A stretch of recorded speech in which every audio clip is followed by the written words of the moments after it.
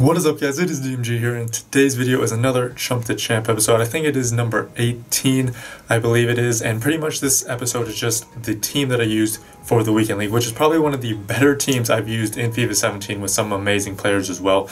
Overall, it was around 375k, and for that price, I would say this team was definitely worth it because, again, one of the best teams I've used in all of FIFA 17. So in the team, which was also used in a 4-2-3-1 version 2 formation, so the one with the left and right mids instead of the cams, in this team it was the informed Leno, and then Coleman, Toprak, Ta, and informed Plattenhart in the defense. At the CDMs was informed Inan and Iridisa Gay. And then informed Podolski, Mane on the left and right mids, informed Schneider at the center attacking mid, and then at striker was the man of the match, Musa Sow. So before I get into the actual players themselves, I have to say something about the entire team in general. Just absolutely clutch because these guys get you wins no matter what. They grind out wins. If you're down 1-0, if you're down 2-0, down 2-1, whatever, they will show up and get you wins. They will get you goals. They are extremely clutch as well. I think I mentioned that. Like I said, in my I think I got like 16 wins in Weekend League because I didn't play all of it. But in those 16 wins, I think probably 8 or 9 times I went into extra time, and literally every single time I won in extra time. And I think probably 5 or 6 of those times as well, I was down in regular time, brought a goal back, went to extra time, and then won it. So again, extremely clutch. One of the best, just hardworking teams I've ever used in FIFA. Now, something about the formation as well, certain positions are more important than others. Like certain positions you really want to invest your coins in rather than certain other positions. Now, for the defense, like that's pretty much going to be the exact same for pretty much all 4 at the back formations. They all pretty much have the exact same value. So I'm not talking about the defense. I'm just talking about the defensive mids and up. So the defensive mids, left and right mids, center attacking mid, and the striker. I'll tell you guys what positions are more important and where you really need to invest your coins in this formation. So we will start with the defenders and the goalkeeper first. So in goal, we did have the informed Leno. I had his regular card. I tried that out for a Weekend League, and I thought he was incredibly overrated, just a terrible goalkeeper.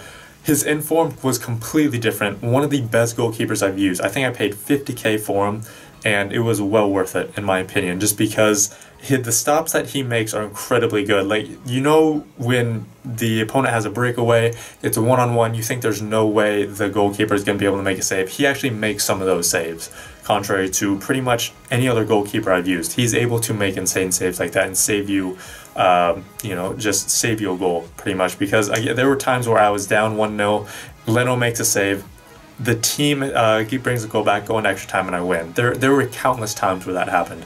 So again, one of the better goalkeepers I've used, contrary to his regular card as well. Then on to the defense, we had Coleman, Toprak, Ta, informed Plattenhart. Coleman was fairly average, honestly. His positioning was not that great in my opinion, and he has high work rates, which isn't really bad because, I mean, I like Aurier, who has higher work rates, but at least on him it didn't seem that good. I would rather he prefer medium-high. I would assume that if you have his inform, that would be a lot better. He does only have, I think it was like 79 or 80 pace, so he's a little bit slower. So you definitely need a shadow. You definitely need something to up his pace. Defending wise, he was fine, but it's just that pace that kind of ruined him a little bit. And then in the center backs, we had Toprak and Ta. One of like the better center back combos, honestly, because Ta was just really strong, really physical, but then Toprak could actually tackle people because, you know, Ta's decent at defending, but Toprak's better, and, you know, Toprak could actually get in tackles. They're both fairly tall, and they actually get tackles. They're actually really good. They have a good partnership. I think they both have medium work rates as well, so they kind of stay in the same position. They don't, you know, one of them's not up really high, one of them's not sitting back really deep. They're kind of in the same spot as well, which makes it really nice for, center backs. And then in the left back, we did have informed Plattenhart. I've used him a lot before. You guys know that I actually enjoy using him. The pace is a little bit lacking, I would say, but he does have medium, so he doesn't get forward as much. So, you know, that pace isn't a really big factor, contrary to Coleman, since he does have that high attacking work rate. Now on to the defensive mids. We had the inform Inan, and then we also had the Iridisa Gay, I believe I pronounce it. So, on the right side we did have Gay, and he was actually pretty decent. The thing I did not like about him was he got forward way too much. I had both of them actually got forward way too much. I had both of them on stay back while attacking, and both of them have medium high work rates, and yet I still thought that they got forward a little too much. So I'm not really sure how to fix that in this formation because I would go defensive, which would help a little bit, but again, they would be going forward way too much. And like with Anon, I wouldn't really mind it that much since he could actually attack. But Gay couldn't really shoot, couldn't really pass, couldn't really dribble that much. He's basically like Conte, just kind of defends. He's fairly quick. He can defend. He can knock people off the ball and just get some tackles. That's pretty much what he was used for. And in that case, he was extremely good. But going forward, he's not very good at it, and he was up actually probably way more than Inan, which kind of was disappointing. And then for the other defenseman was the inform Inan, and I actually really enjoyed him for the most part. There were some times where he was completely out of position, but if he was in position, he would make a great pass, he would make a good tackle, he would make a good shot. His pace is a little lacking. I think it's 61 pace, maybe 65 or 63 pace, something like that. So it's not very high, but again, it's incredibly worth it, in my opinion, just because you do get a very good player. Now on to the left and right mids. On the left end, we did have Inform Podolski. On the right side, we did have Mane.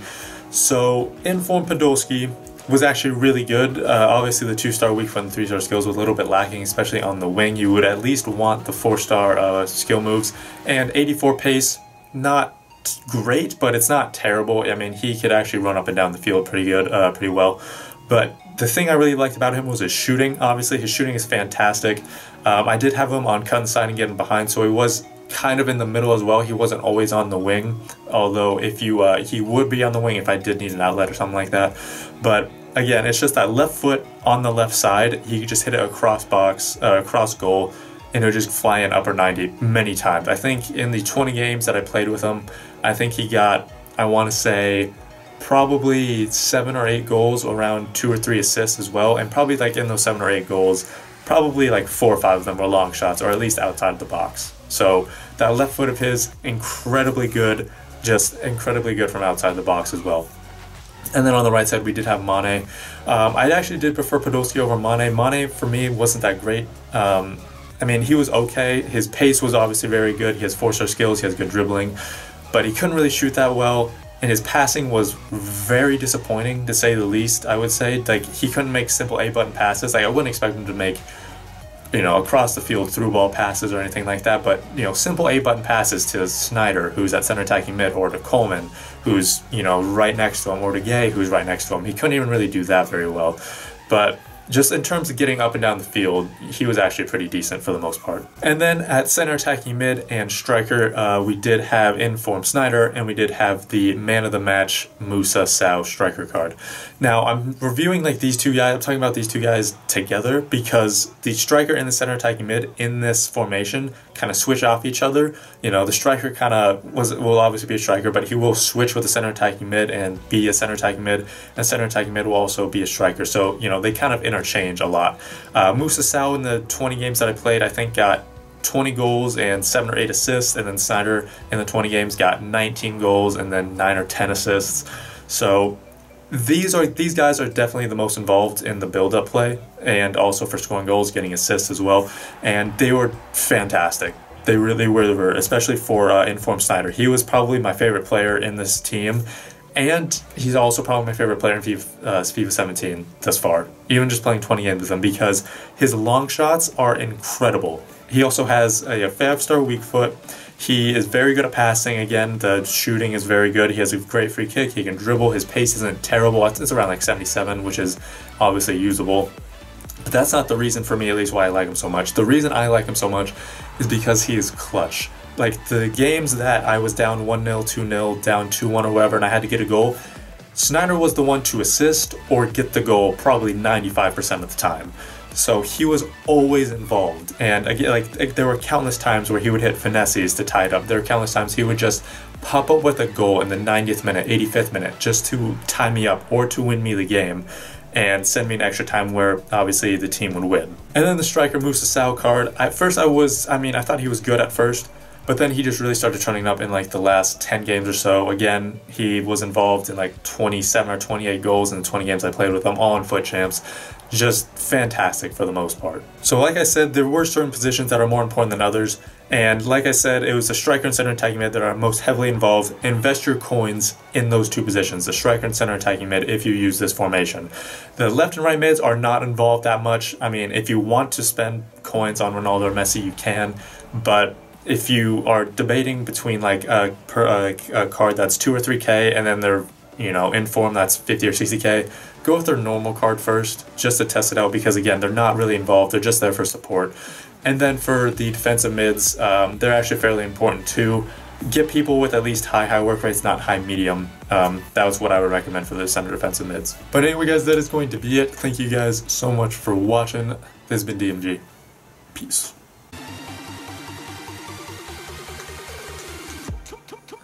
Look at Ben, oh my god, look at Ben Yetter showing the strength against fucking